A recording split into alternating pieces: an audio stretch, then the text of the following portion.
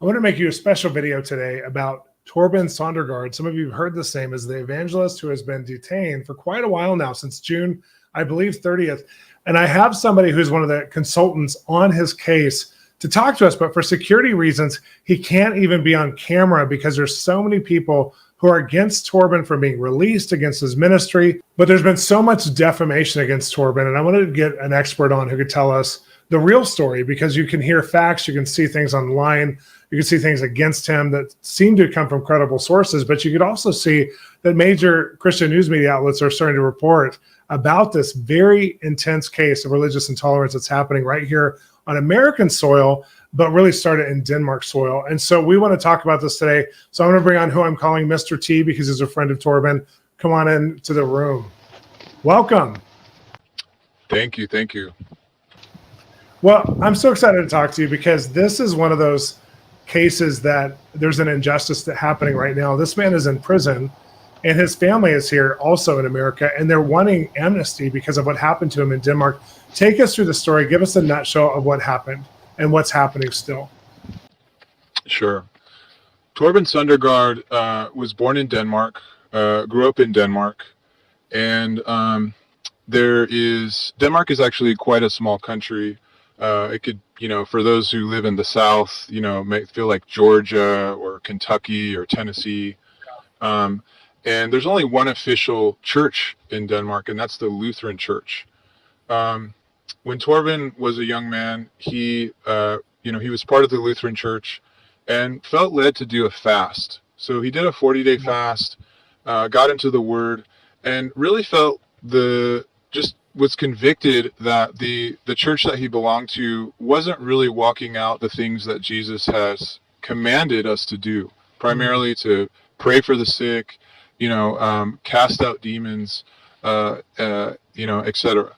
So Torben actually, without mentorship or without, being inspired by a conference, just the Holy Spirit, convicted him to really start walking out his faith in a new way. And so he just went for it.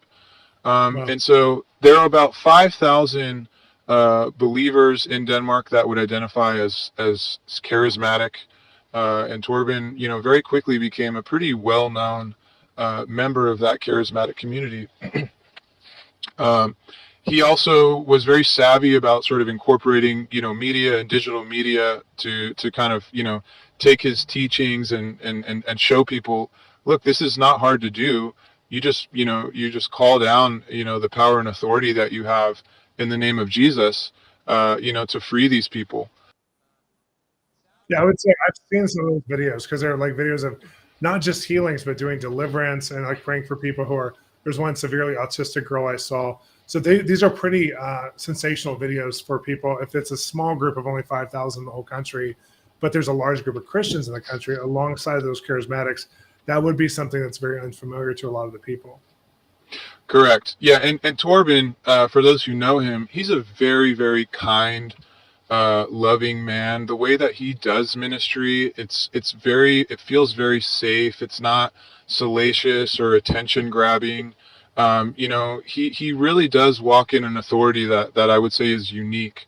And you can see it in some of his videos that have been posted online. There's one of my favorites. He goes into an eyeglasses shop, gets a word of knowledge actually about the manager of the shop. The manager, tells him that he feels like he's been afflicted.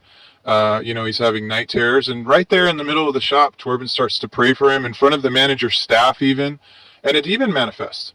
And the guy starts growling and coughing and laughing. And before you know it, he's on the ground and the demon's coming out of his body. And a couple minutes later, the demon's gone. And while the demon's manifesting, Torben is speaking to the staff and saying, don't worry. And he's quoting scripture. And, it's really quite amazing to watch him in action, when it came to that sort of ministry. And I wanted to contrast that. Yeah, it's a Denmark that's not a freedom of religion country. It's not based on Christians being able to branch out from a traditional church. And so this would be extreme controversy to people who are offended by it. As opposed to like in America, even the UK, you can get away with a lot because we can have different forms of Christianity, different expressions of how we interpret the Bible, but there's not really that freedom there in Denmark. from what I understand. Yeah, and that is one of the sort of, key points to accurately understanding this case is Denmark is kind of academically and in terms of like the human rights world considered to have a very strong rule of law. But it also, clearly, as Torben's case demonstrates, there's a strange sort of lack of tolerance for, the gospel being preached, and demonstrated in power, I should say. Especially in public circles. That seems to be one of the big themes. So I would say, they're really the beginning of the sort of, hardship and this trial that Torben and his family have been experiencing is 2 journalists approached him in Denmark, and they actually joined his ministry. They were baptized. They pretended to speak in tongues. They pretended to have spiritual experiences. And they actually convinced him to do a documentary about what, they claimed was all these amazing things that God was doing. And there's actually a short YouTube series that's being produced now. I think the first episode came out last week, that have some of these emails and kind of tell the story about how these producers had deceived Torben. They were embedded with Torben for a year. He gave them full access. And they ended up publishing a documentary, a 3-part documentary series in partnership with a Danish government-owned television station. So the Danish government participated in this. And that documentary ended up being a horrible hit piece. Torben is presented to be, he's presented along other pastors that were, convicted of crimes and were found to be corrupt and abusers. It was very, very dishonest and very hurtful for Torben, both personally and, of course, for his reputation. Torben immediately went and appealed to sort of a media association, and they made that documentary company issue an apology. My understanding is that apology was issued. It was done in a way where, maybe it was at a time on TV where nobody was watching. I'm not really sure. But that really was the catalyst for a campaign, a very coordinated campaign that clearly was pre-planned and pre-arranged, because as soon as that first segment aired, the next on that nightly news was the panel of human rights experts and, people that were speaking out against Torben. And for the very first time, the phrase mental violence started getting used in Denmark. Wow. And very quickly it evolved into even lawmakers in parliament in Denmark referencing Torben Sandergaard, referencing the documentary as proof that they needed to amend certain laws, limiting the ability for pastors to pray for children and to cast out demons. And so you can imagine how scary, traumatizing, surreal this was for Torben, for his ministry. And he did his best to defend himself. He, handled it with integrity. He was, offered a national platform to actually, ironically, teach about deliverance ministry and talk about what Jesus said. But unfortunately, it didn't stop there. There are a number of documented instances where government agencies, the fire department, the IRS, Child Protective Services started harassing Torben, his family, and the ministry. They would show up and say, we've been told that you guys aren't up to fire code. They came to his house and knocked on the door and said, we need to talk to your daughter. We have reason to believe that she's being abused. I saw this. They were saying that they thought that she was anorexic, and they kept coming after them. Yeah, and homeschooling at the time, which was not very, not something that many people do in Denmark. So they put her into a regular Christian school, and they still kept pursuing and harassing him over her mental or her physical and mental health. Correct. Yeah, and meanwhile, every single one of these kind of mini investigations result in, that they didn't find that there had been anything, there was no wrongdoing on behalf of Torben in his ministry. Meanwhile, he's being attacked in the media. There are, parliamentary sessions happening where his name is being mentioned. There was actually a draft of an amended law that started to be circulated and was, held up in the air by a legislature in the Danish parliament. And finally, Torben, he received a phone call from somebody who he trusted and said, you need to get out of here. They're not going to stop until they figure out a way to imprison you. So him and his wife made a very hard decision. They packed 8 pieces of luggage and came to the United States. They came to the U.S. on what's called a visa waiver. Denmark is considered, what's considered a low-risk country, so they didn't have to go to an embassy and apply for a visa. A visa waiver is essentially for nations where, we have a good relationship and citizens tend to not come to the United States to try to, stay here, illegally. So they came on a visa waiver in January of 2019. Okay. And this is quite an incredible story that I'm about to share. About 2 months into them being here, Torben felt that the Holy Spirit told him to check on the status of their visa waiver. So he woke up one morning, logged into the website, and saw that their visa waiver had been canceled 2 days before. Oh, wow. Without explanation. That's very, very uncommon for someone to have their visa waiver canceled. Yeah. At that point, and the U.S. immigration authorities had his email, they had his phone number. No one notified him. And he, at that point, did the right thing. He contacted an immigration attorney. At the time, they were living in Florida, and they hired an immigration attorney to help them discern and navigate the situation. And after, her learning about what they had dealt with in Denmark and them considering their options, they decided to file for asylum here in the United States. One of the pieces of misinformation that seems to be circulating is that Torben and his family came here to seek asylum. That's not true. They came to get away from Denmark, take a breather, pray, discern, and figure out what was going to be next.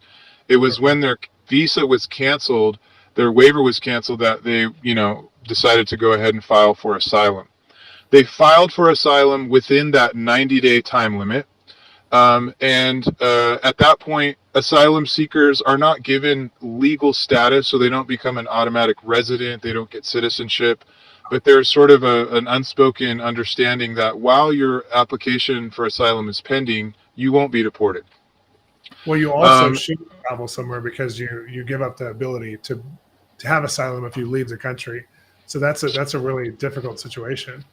Correct. And they didn't leave. In fact, they were very diligent. They're very conservative in the way that they handled their corporate structure, their finances. They got social security numbers. They got work permits. They hired a very reputable tax firm here in the United States, which also represents a lot of the big Christian international ministries. A lot of them are household names that I won't mention. And that tax firm registered a 501c3. And they started legally operating their ministry here in the United States. Okay. He did not receive his work permit until 2020. So even though their ministry was incorporated in 2019 and did have activity, he did not take a salary in 2019 because he didn't have a legal permit to work. Some people online have pointed to the fact that he didn't declare a salary in 2019 and are, insinuating that he was avoiding paying taxes, which is just categorically false. So during COVID, he actually visited 40 states, and he would continue to do what he did in Denmark and in Europe and other countries in the Middle East and in Africa. He would do these kickstarts. They would show up and host these events. They would, teach and do impartations, sort of discipleship making method. And they lived for a time in Florida. They were residents in North Carolina for a time. We're just continuing to do what they did. And in early June of this year, he received a letter from the Department of Homeland Security asking him to come attend a meeting to discuss, quote unquote, his immigration status. Okay. And he, at the time, was in California. He flew to Orlando. Voluntarily attended that meeting. And it was in that meeting that he was actually handcuffed and arrested by an officer from the Immigration, Customs, and Enforcement Agency. And that officer told Torben that he was being detained because they were informed he was trafficking weapons from Mexico. Wow. Now, where would that come from? I mean, that's like left field for Torben's life. Why would that be the accusation?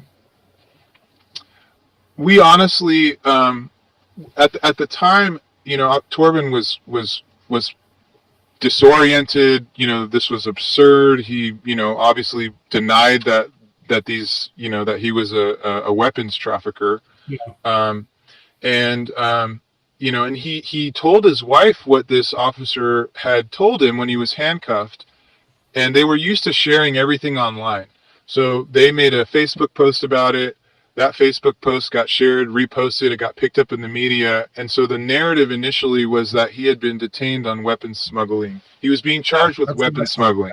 Yeah. So, when I was brought on board to start kind of clarifying some of these misunderstandings, I was surprised to find out that Torben Sandergaard was actually not being charged with any crimes. He hasn't been indicted with any crimes. And in fact, weapons smuggling doesn't appear on any sort of official documentation. The official reason that's being given for his detention is called non-immigrant overstay.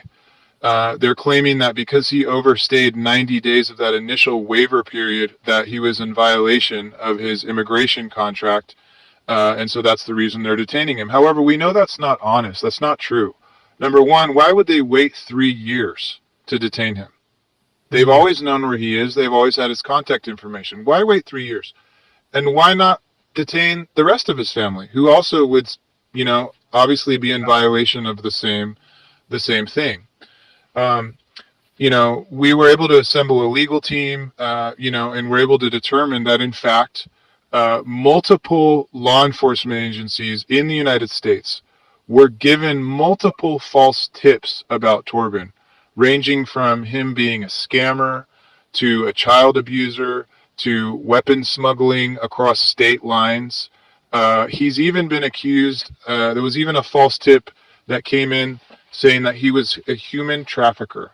All of these things are literally written in documents that are, in the files of U.S. law enforcement.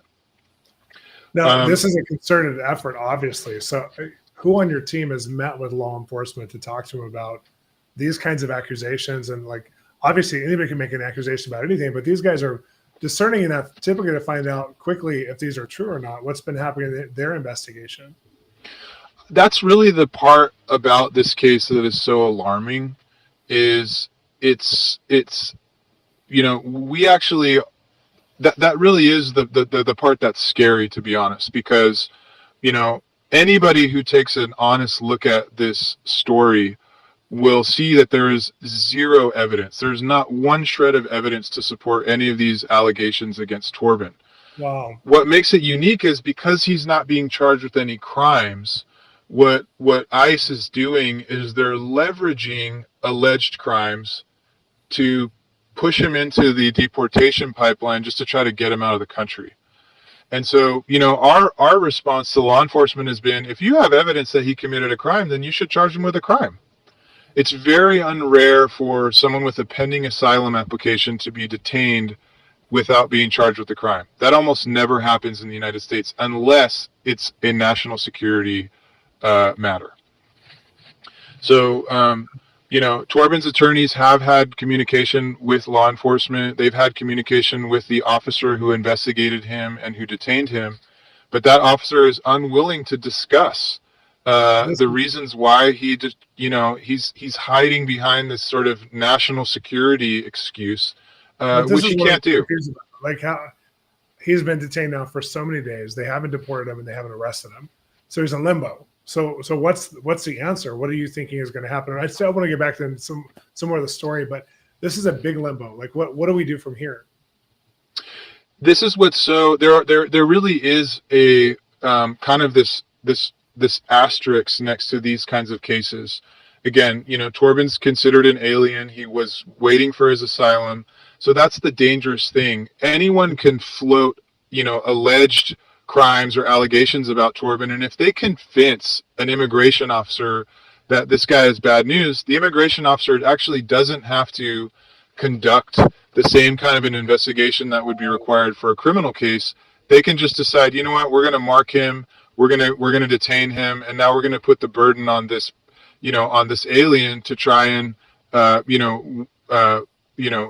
demonstrate that he has a right to stay in the country.